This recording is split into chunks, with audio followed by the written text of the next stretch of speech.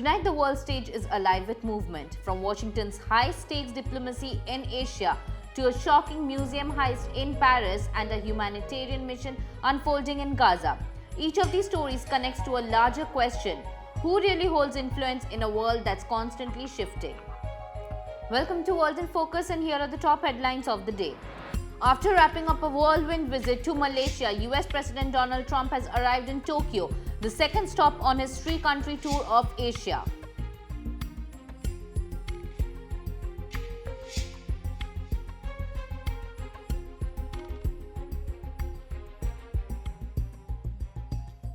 Air Force One touched down at Haneda Airport earlier today, where Trump is set to meet Japan's new Prime Minister Sanae Takaichi, a staunch conservative and protege of Shinzo Abe. Takaichi, who recently became Japan's first female Prime Minister, is expected to discuss regional defense cooperation, trade relations, and the growing security threat posed by China and North Korea.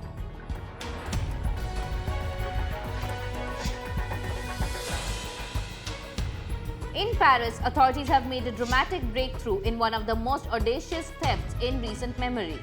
Police have arrested multiple suspects linked to last week's brazen daylight robbery at the Louvre Museum, where thieves made off with France's crown jewels worth tens of millions of euros.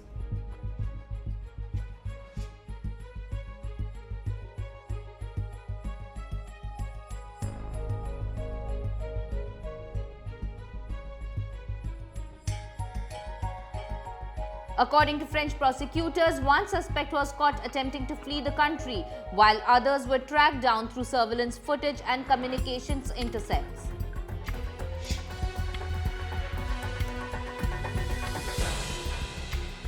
And in the Middle East, a humanitarian effort is underway in Gaza, where teams from Egypt and the International Committee of the Red Cross have been gained access to search for the bodies of deceased hostages taken during the October 7 attacks.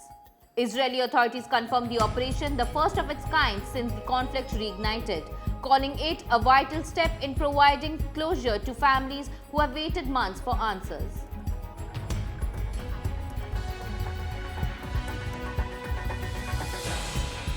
Now, as Trump continues his Asian diplomacy tour, the real story may not be in the meetings themselves, but in the global ripple effect they've set off.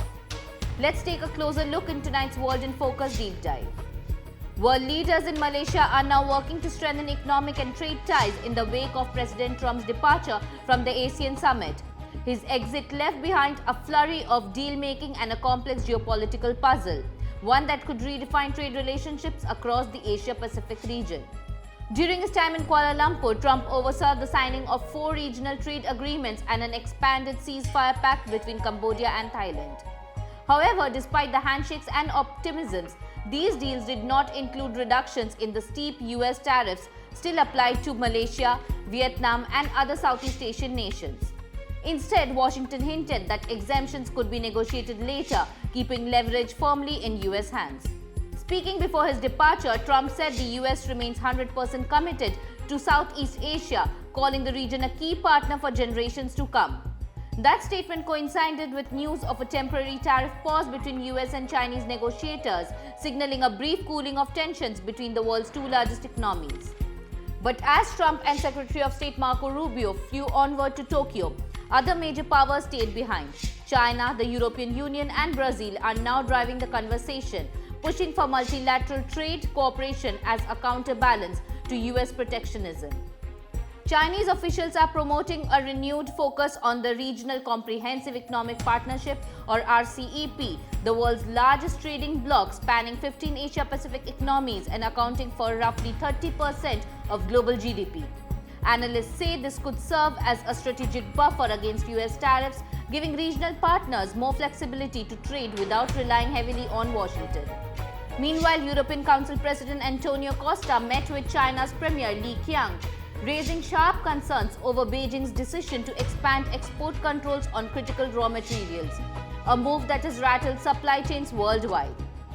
Costa urged China to restore fluid and predictable trade flows, while also seeking Beijing's cooperation in ending Russia's war in Ukraine. For its part, Brazil is looking to repair relations with Washington. President Luiz Inácio Lula da Silva said his one-on-one meeting with Trump helped guarantee a more favorable trade agreement after months of friction and punitive tariffs on Brazilian goods. I think they're doing very well from what I understand. And I think we should be able to make some pretty good deals for both countries. And I'm going to leave that a little bit to Jameson and Scott and Marco in different ways. Marco, less on the economic stuff. You could do it very well, but I don't think you'll have to. He emphasized that Brazil's vast economy and influence in South America should make it a key partner, not a target in US trade policy. All of this highlights one reality. Global trade alliances are being rewritten in real time. The US is tightening strategic ties in Asia while maintaining economic pressure, and China, Europe, and emerging markets are seizing the moment to redefine the balance of power. So that's all in World in Focus for today. Follow the Finance 360 for more.